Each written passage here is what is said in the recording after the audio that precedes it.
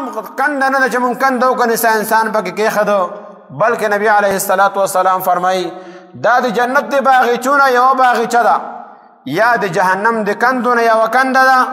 دې ځای لپاره چا څه تیاری وکړو، ځکه دلته کې تا نه 3 سوالونه به کېږي.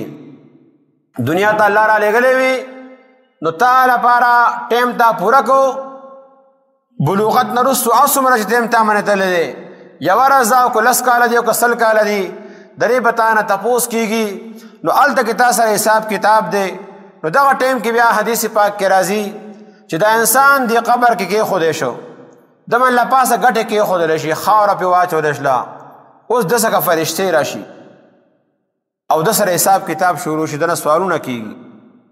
هغه 3 سوالونه چې هغه نبی کریم صلی الله علیه وسلم ښودلی دي، هغه 3 سوالونه چې د هغې جواب یې مونږ ته ښودلی دی، هغه 3 سوالونه د هغې جواب په اسلام باندې ژوند تېرولو کې دی. هغه 3 سوالونه د هغې جواب د نبی علیه الصلاة والسلام په طریقو باندې عمل کولو کې دی. که چا په هغې باندې خپل ژوند تېر کړی، سوال جواب ورته آسان دی، او که چا د هغې خلاف کړی دا سوال جواب ورته ګران دی. نو حدیث پاک کې دی یأتیه ملکانې، ده څخه 2 فرشتې راشي، فیجلسانه او دله کښېني، فیقولان له، بیا ده ته وایي من ربک، ستا رب څوک دی. لکه اوس د دنیا کې خپل رب پیژندلی دی، رب سره تعلق وو، د رب خبره یې منلې وه، رب کوم شی حلال کړی هغه حلال ګڼلی و، رب چې کوم شی حرام کړی هغه حرام ګڼلی و. رب ورته ویلو چې ورځې کې 5 منځونه کوه، ما ته به سجده کوې، ده کړې وه. رب ورته ویلو چې کال کې تا من 1 ځل میاشت روژه ده، دا ده نیولې وي. رب ورته ویلو ته مالدار یې، تا من زکات یې، حج دې، قربانۍ ده کړي. او رب ورته ویلي چې ښه اخلاق، ښه اعمال پیغمبر علیه الصلاة والسلام د طریقې مطابق ساتي، ده کړي دي. نو دې جواب ورکړي چې ربي الله، زما رب الله دی.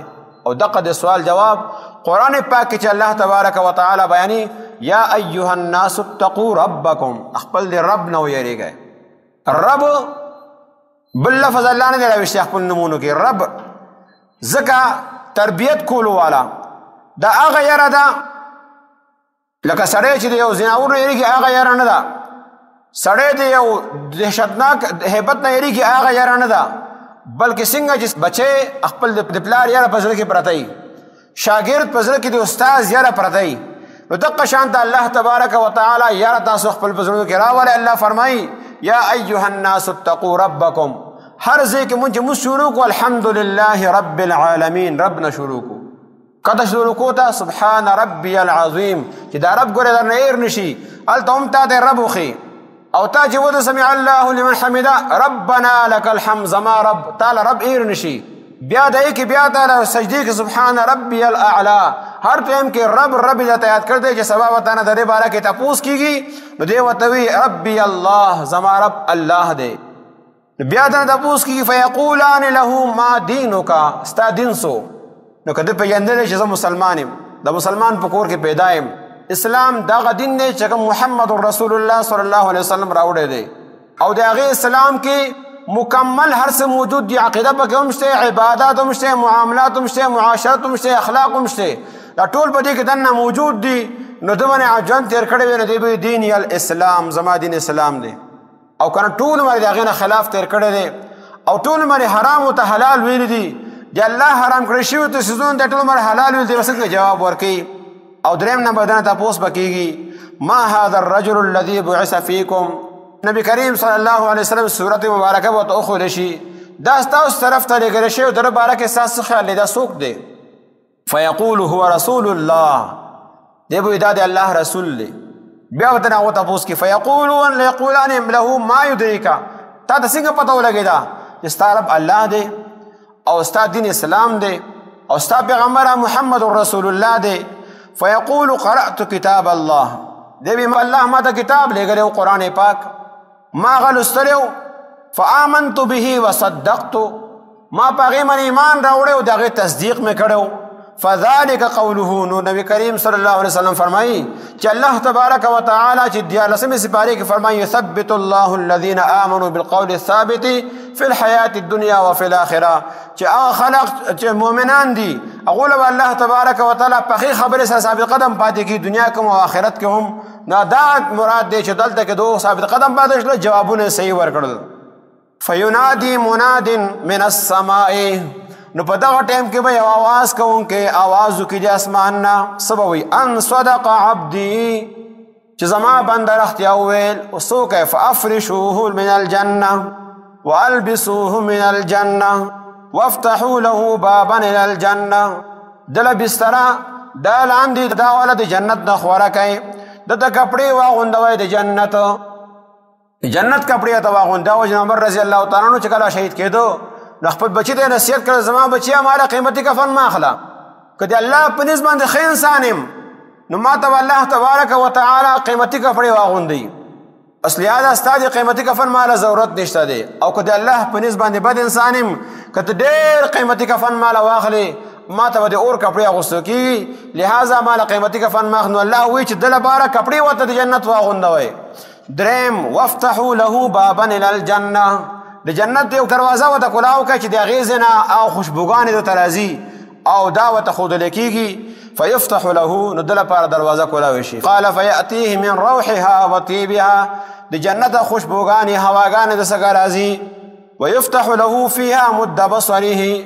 او الله خپل قدرت مطابق د تا قبر کولاو کې د تاسو تکلیف پکې نه دا کولاو هی کولاو جند من تیریږي او دا د قبر جند په دومره تیش لګ سره دوه رکعاته موس کوي دا نه پته هم نه لګي. او دغه مقابله کې بل کس و اما الکافر کافر فذكر موته. نو نبی علیه الصلاۃ والسلام دغه د مرګ هم تذکره وکړه. قال ويعاد روحه في جسده. دا روح مد جسد ته واپس راشي بیا قبر کې وياتيه ملکان او دغه فرشتي راشي دوا فيجلسانه دلکین فيقولان من ربك. ستا رب سوکو دیسوي ها لا ادري هاي ما ته پته نشته دی. بیا دنه د بوس کی ما دینو کا استا دین سو دی ها لا ادري هاي ما ته پته نشته دی. فيقولان ما هذا الرجل الذي بعث فيكم. دا سړی څوک دی چې کوم تاسو طرف ته لېږلی شوی و دی ها لا ادري ما ته پته نشته دی. فينادي مناد من السماء. اسمان نواز شي ان كذب د دروغ وي فافرشوه من النار. دته جلان دی بسرا دا د جهنم واچوي والبسوه من النار. او دته کپڑے د جهنم واچوي د اور واچوي. وافتحوا له بابا من النار. او دل د جهنم طرف نه دروازه کولاوه کوي. قال فياتيه من حرها وسمومها. دغه بدلوګي او دغه بدبو چکم دغه ګرمي د ترازی. قال ويضيق له عليه قبره. دمن قبر تنکړ شي حتى تختلف في اضلاعه. تر دې پورې چې د پختې یو بل کې داسې نونوزي دومره تنګ شي دمن قبر. او بیا سوی ثم يقيض له. بیا دمن فرشته مقرر شي. هغه فرشتي صحیت ته کیفیت اعمى اغړنده ده اصم چاړای ده معه مرزبه من حديد. چاغه سګه یو ګروز دی د اوسپنه. لو ضرب بها جبل لصار ترابا. کله یو غر باندې عمره واچول شي دا به ټوکړي ټوکړي شي او زره بشي خاورې بشي. فيضربه بها ضربه.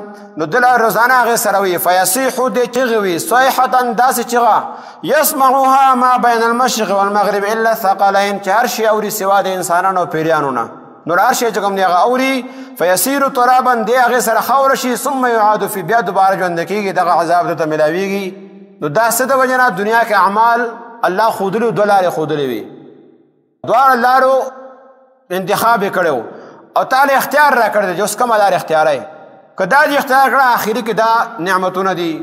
دنیا کې بتاون مشکلات راځي ځکه چې ادس کوا ګران کار دی موس کوا ګران کار دی روزي نسا ګران کار دی حج لزا ګران کار دی زکات ور کوا ګران کار دی سود مخرا شراب مسکا زنا مکوا قتل مکوا ټول هغه کارونه چې هغه الله تبارک وتعالى منع کړی منهیات هغه ټول په دې کې راغلل. نو دینه سړی ځان نشي بچ کولای لیکن دا چې ځان بچ کو تا ته الله څخه چلاړلې الله تبارک وتعالى خپل رضا نصیب کړي او کنه هغه مقابله کې دا څنګه اعمال نو بیا هغه د جهنم ګرځونه دي هغه به د انسان ته ملاویږي لہذا مونږ چې دې ځای کې څومره کسان ناست یو مخکې دې ځای کې مشران ناست نن هغه نشته دی نن دا مشران دي سبا به دانې نور به راځي مونږ به دې ځای کې نو جومات به وي دا علاقه به وي هر څه به موجود قیامته پورې لیکن مونږ به نه مونږ قبرونو کې دننه پراته یو هغې لپاره ځان لپاره تیاری کول دي ځان لپاره خپل ځان لپاره خپل فکر کول دي څنګه چې مونږ او تاسو سهار نه واخله ماښام پورې فکر کوو فکر زمونږ دا چې زما مال زیات شلی زما جایداد زیات شلی ما څخه زما بچي چاته محتاج نه شلی زما خپل کور خپل ګاډی زما کاروبار ښي تجارت ښي دقه وجه نه الله تبارک وتعالی فرمایي چې څنګه تاسو دا فکر کوئ نو دقه شان ده یا ایها الذین آمنوا اتقوا الله ولتنظر نفس ما قدمت لغد هر نفس وګوري سوچ دی وکړي غور دی وکړي سبا لپاره ځان څه شی لګړی دی هلته کې د الله په بینک کې څه شی جمع کړی دی دلته خو تا ځان له بینک اکاونټ کولا کړی دی مال چې کوم راځي هغه کې جمع کوي هغه د الله څخه چې اکاونټ دی هغې کې څه شی شته که نشته دی ځان له مراقبه وکړه ځان له سوچ وکړه د الله خواته روانې او دا هر څه به درنه دغلته کې پاتې شي نه به مال تا سره ځي نه به جایداد ځي نه به اولاد ځي که مور پلار ژوندي ته مخکې لاړې نه به در سره مور پلار ځي هېڅوک نه ځي صرف او صرف تا سره 3 کپړې کفن به ځي بس نو تا سره څه شی نه ځي هلته کې تا سره حساب کتاب دی هلته کې الله تبارک وتعالی تپوس کوي هلته کې به تا سره حساب کتاب کېږي د یوې ذرې عالم برزخ چې ورته ویل کېږي دا عالم برزخ د عالم قبر په دې کې عذاب هم دی په دې کې ثواب هم دی دواړه څیزونه به تا ته هلته کې میلاویږي نبي کریم صلی الله علیه وسلم په لارې باندې روان دی بني نجار باغ په خوا کې اچانک چې کوم دی هغه باغ چې هغه اوښه چې کوم دی هغه په ترېدو باندې شله بلې غاړې ته روانه وه نبي علیه الصلاة والسلام تپوس وکړو پته شته د خدای قبرونه د چا دي صحابه کرامو یو عرض وکړو یا رسول الله پیژنما دا هغه کسان دي چې دا د کفر په حالت کې او د شرک په حالت کې دنیا نه تللي دي فاذا هي دا قبرونه شپږو یا پنځو نبی کریم صلی الله علیه وسلم ارشاد فرمایو متى ماتوا دا کله مړه شوي دي ارشاد شو فی الشرک دا په شرک په حالت کې ان هذه الامه تبتلى في قبورها دې امت ته په قبر کې عذاب ملاویږي لہذا که ما ته دا یاره نه وي تاسو به خپل مړي نه ښخوئ نو ما به د الله ته ویلو تاسو به د عذاب خولو او کله کله الله تبارک وتعالی ښي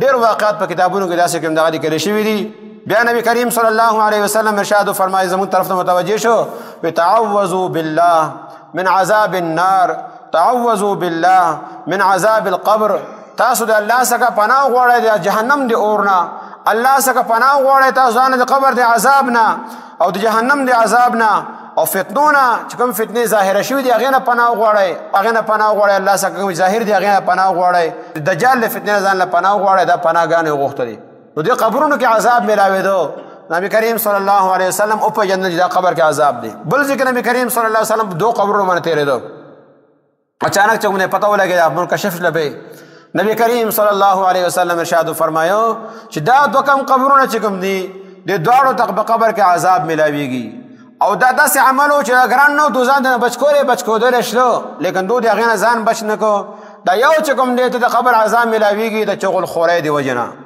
چې یو څخه به چغلي وړله بل ته به یې وړله رسوله به نو د هغې د وجې نه ده ته د عذاب میلاویږي او دا بل چې کوم دی د هغه دوم د ځان بچ کولی شو د پیشاب و قطرونه به یې ځان نه بچ کو او ارشاد فرمایي استنزهوا عن البول فإن عامة عذاب القبر منه تاسو د پیشابو د قطرونه ځان بچ کوئ ځکه چې عام طور باندې هغه د عذاب قبر دی نه میلاویږي یو خو سړی بیماره دی هغه ځان بچ کولی نه شي لیکن یو هغه دی چې هغه قصده نه چې کوم دی هغه پیشاب پروا نه وي ځکه چې مونځ نه کوي لہذا ظاهره باندې کپړې صفا ښکاري لیکن هغه یې ناپاکه او داسې هلکان هم شته لوی لوی بالغ هلکان واده کړي هلکان په ولاړې باندې مچازو کې پرتوک بره کې نه ده سوچي نه ټیشو پیپر استعمال نه لوټه استعمالي ځکه چې مونځ اراده خو سرونه یې نه نو دا چې کوم کپړو باندې قطرې لګي په جسم باندې قطرې لګي دې ته دنیا کې هم تا ته نقصان دی او آخرت کې هم تا ته نقصان میلاویږي چې عذاب قبر دی د عذاب قبر نه بچ کېدلو لپاره دا مونږ له لازمي ده چې مونږ هغه اعمال اختیار کړو چې هغې د وجې نه قبر نه عذاب نه بچ کېدی شي او هغه کارونه مونږ پرېږدو چې هغې د وجې سره قبر عذاب کې مبتلا کېږي